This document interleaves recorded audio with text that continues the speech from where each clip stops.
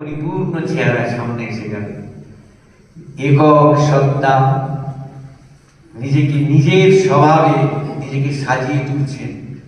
84 লক্ষ জনিতে উদ্ভিদ থেকে আরম্ভ করে প্রতিটি প্রাণী তার স্বয়ং তার প্রকাশ, এবং তার মধ্যে এভলিউশনারি বিবর্তনের মাধ্যমে প্রত্যেকটি প্রজাতিতে যে আগ্রহটি ইচ্ছাটি উঠছে সেটি পরিপূরণে আরেকটি প্রজাতির সৃষ্টি হয়ে এই করতে করতে মানুষে এসে গায়ের জোরে অন্য পশুদের থেকে সে নিকৃষ্ট হতে পারে, কিন্তু বুদ্ধির জোরে মননের জোরে সে শ্রেষ্ঠ।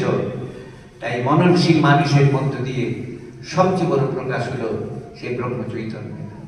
তাই মানুষ সবার উপরে মানুষ সত্য, তাহার উপরে নাই, মানে প্রকৃতিগত এই লীলাগত ভাবে এই মানুষের মধ্যে কি বৈশিষ্ট্য? পশুর যে আহার নিদ্রা ইন্দ্রিয় ভোগের ব্যাপার সেই ক্যাপাসিটি তো আছে।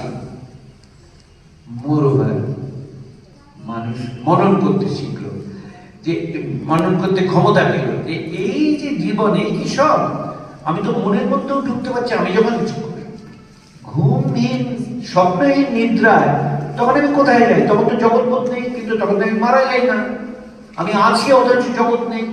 তার মানে আমার একটা এমন আমিত্ব আছে যেটা জগতের বাইরেও আছে, জগতের মধ্যেও আছে। বাহ, এটা অদ্ভুত ব্যাপার। মানুষের কাছে সৃষ্টি হলো একটা চতুর্থ সত্তার বোধ নিয়ে, তুরীয় সত্তা, ব্রহ্ম সত্তা। কি তেমন তিনি কেমন? যিনি স্বপ্নে জাগরণে সুষুপ্তিতে থাকেন, কিন্তু সুষুপ্তিতে জাগরণের জায়গাটাকে তার কাছে ডুবিয়ে দেওয়া হয়। অর্থাৎ জাগরণ ব্যাপারটা মন জেগে থাকলে তবেই জাগরণের দেখা পৃথিবীটা আছে। আমি জেগে না থাকলে এই পৃথিবীর বাইরে চলে যাই। বাইরে চলে যাই মানে দেহ ছেড়ে না, আমার কাছে এই জাগতিক পরিমণ্ডলটা তখন আর থাকে না। আর যদি বলা হয় তখন আমিও থাকি না, তাই থাকে না, আমি থাকি না মানে তো মরে যাই না, আমি বেঁচে আছি।